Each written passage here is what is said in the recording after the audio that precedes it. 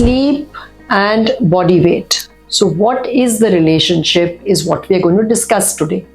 It's often seen and people complain that I tend to stay awake at night, I snack a lot, have an urge to eat all kinds of things which I wouldn't eat in the day, and over the time my body weight has gone up.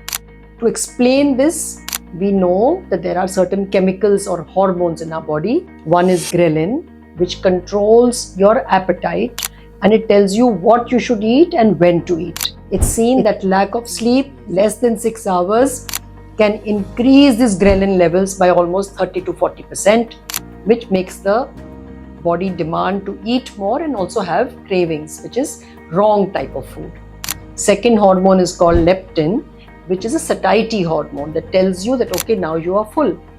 With less sleep, this leptin also starts getting dysregulated and it does not fulfill the task. That means you tend to eat a lot more.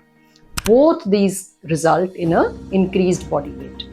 Next, less sleep also causes increased cortisol levels, which increase your body weight again.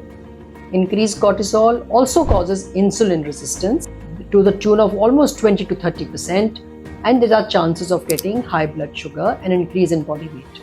So all these factors put together, it's been seen that less sleep, less than 6 hours, has a direct relation with your body weight. So if you want to control the body weight and the metabolism, make sure that you get 7 to 8 hours of sleep, and not only that you feel rested, but you are also more fit and more healthy and more liable to get more exercise done. So what are the common conditions which can cause this impairment of sleep? One, of course, is just lack of sleep. That is voluntarily. People don't sleep adequate amounts because of social pressures, work pressures, engagements with their phones, etc. But then there is another condition which is called as obstructive sleep apnea.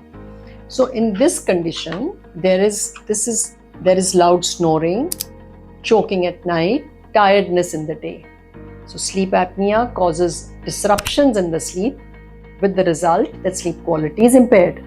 So this is the nose, this is the airway. So when this airway is narrow, the breath or the air going through a narrow airway produces snoring, and the next step is choking. So this condition, which is called as sleep apnea, is associated with impairments in ghrelin and leptin, causing increased body weight and obesity. So sleep apnea and obesity have a double relationship.